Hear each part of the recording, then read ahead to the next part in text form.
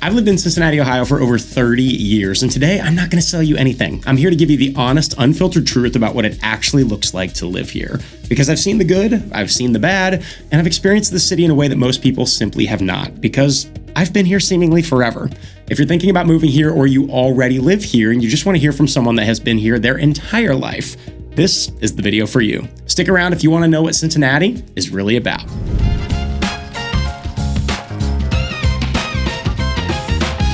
Hey everybody, I'm Danny Barron with the Barron Group, and we are your real estate team right here in Cincinnati. We're on pace to sell over 300 homes this year, which is literally insane, by the way, and a huge honor for us to serve clients here in the area. And as you can imagine, we have met many of our buyers and sellers right here through this YouTube channel, so please feel free to reach out if you have any questions while you're watching this video.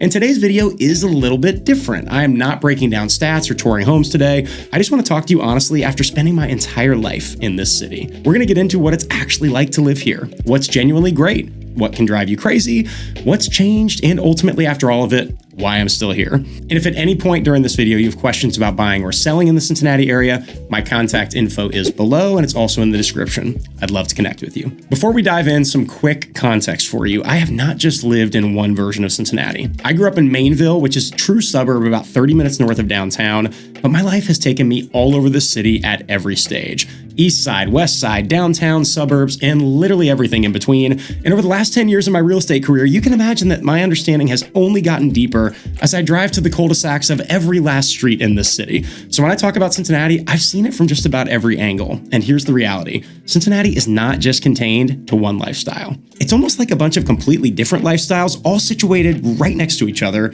and where you land shapes your entire experience. The question I get constantly from people thinking about moving here is whether to live in the suburbs or closer to the city. Having lived in both at different points in my life, let me give you a real answer. So I live in the Mason, Westchester area now, about 25 to 30 minutes north of downtown, and I completely get why people choose it. Well, obviously, because I'm here now. Great schools, clean, organized, convenient, and the amount of restaurants and things to do here compared to when I was growing up is night and day. We have Costco, Chick-fil-A, and a million Starbucks. Do I really need to say anything else? I feel like that gives you the complete picture of the suburbs. And when I'm referring to the suburbs, I mean all of it.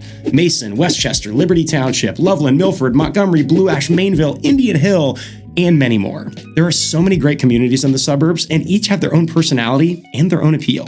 Now, as a husband and a dad, I see it differently too. I cannot overstate how great it is having parks everywhere when you're raising a family. I am fully a park dad. I can spend hours with our little guy who's just turning a year and a half, going down slides and doing the same loop over and over again like it's the greatest event of the week. And yes, McKeno Park in Mason is without question the greatest park in the city. We just might be making a full video about the park competition for your kids here soon, so keep your eyes open for that. At the end of the day, the suburbs are still a car-first lifestyle. You're driving to pretty much everything, and that part is real, and I saw this growing up firsthand. My dad was a dentist in the city of Norwood for 34 years and made that commute from Mainville the entire time.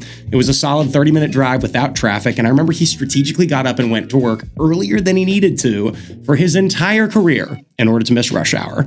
Not a dumb move, but definitely extra coffee required. Now, as a husband and dad myself, I understand that decision so much more. For some people, having more acreage in a peaceful home matters more than being 5 minutes from work, and Cincinnati actually makes that possible. At the same time, I totally understand why people want to be closer to the action downtown, especially for sports, concerts, and restaurants. And what's really incredible about Cincinnati is how many neighborhoods exist right around downtown where you can still have your own space, but be 10 minutes from everything. We're talking about places like Oakley, Hyde Park, Mount Lookout, Marymount, Columbia Tusculum, and Madeira. All of these communities give you that feeling of having a real neighborhood with character and personality while still being incredibly close to everything happening in the city.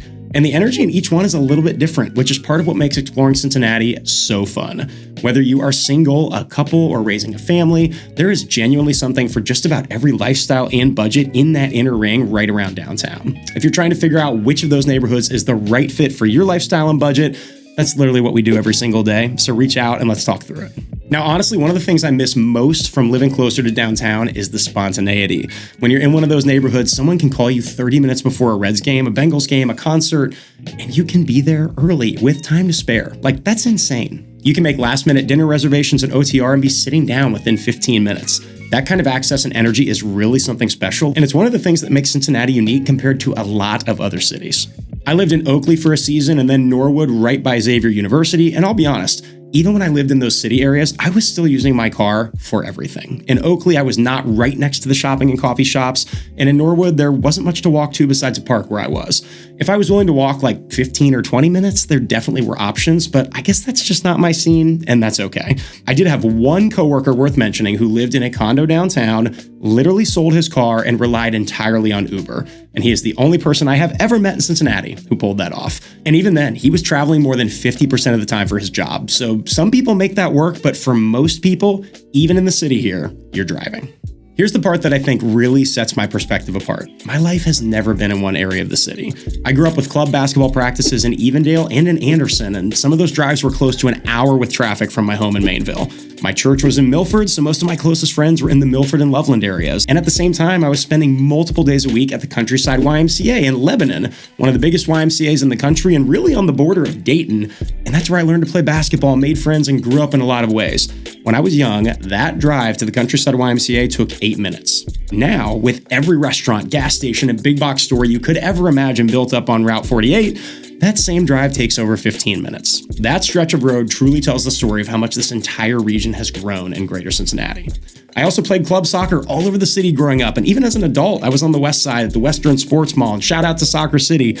Jobs took me everywhere too. Landscaping on the east side, summer at Loveland Hardware, lifeguarding at the Beach Water Park in Mason, RIP, and refereeing soccer in the Mainville area. Guess what? None of these commutes were too crazy, like 15 minutes at the most. Then as I got older, most of my friends went to the University of Cincinnati, so I spent a ton of time downtown and over the Rhine. I have watched that area completely transform in real time. In my opinion, there may not be a bigger change in this city over the last couple of decades than what happened in OTR. It's become one of the best and coolest places to eat or go out, and I watched that happen from the beginning when no one would ever say, "Hey, want to go to OTR?" without laughing afterwards at the thought. Okay, now let's get into the stuff that people always want to know, and I'm just going to keep this real for you.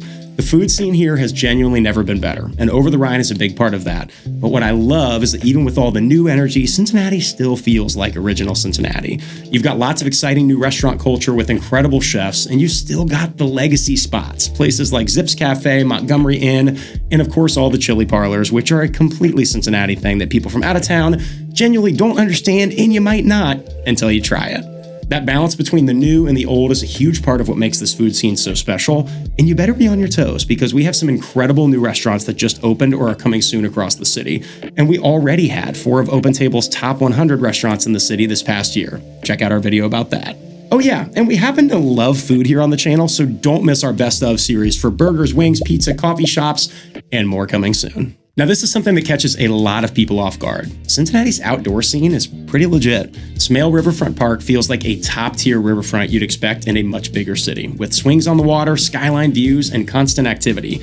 Eden Park might have one of the best views in the city, plus the Cincinnati Art Museum and some of the best walking paths around.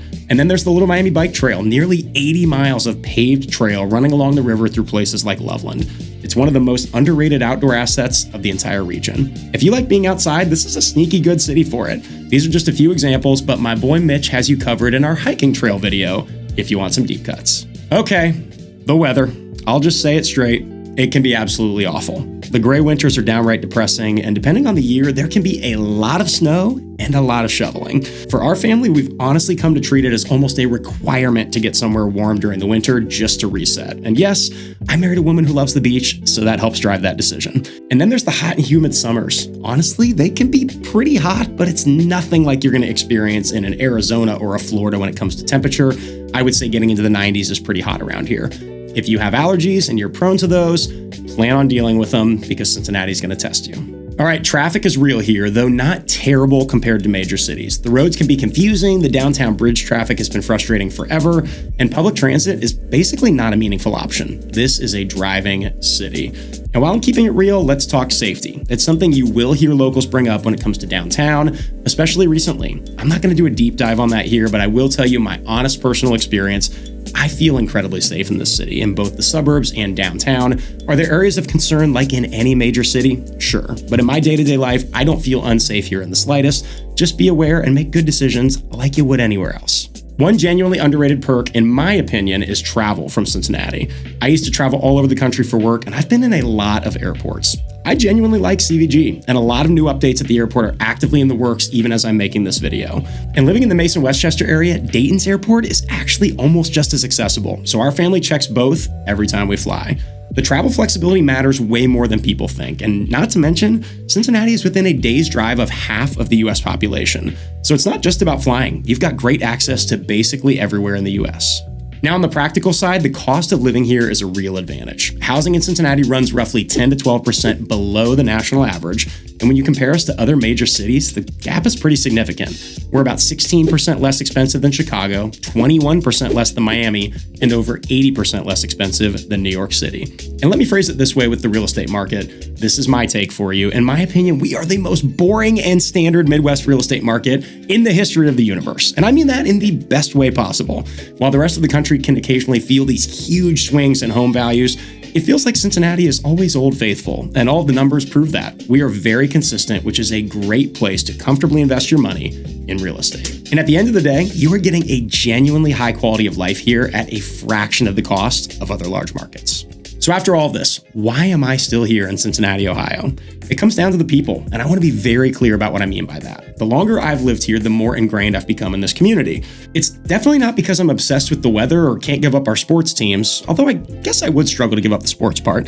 It's genuinely because the people I love are here, and we want to build a life around the family and friends that we are deeply connected to. That is an honest answer, and Cincinnati is really good at building those connections. One of the funniest examples of that is the classic Cincinnati high school question. People always ask you here where you went to high school, and yeah, that sounds kind of ridiculous. But honestly, if you're from around here, I think it's super helpful for creating relationships because it's not really about the school, it's a shortcut to connection with people. You instantly understand what part of town someone is from and how your lives may have crossed paths already.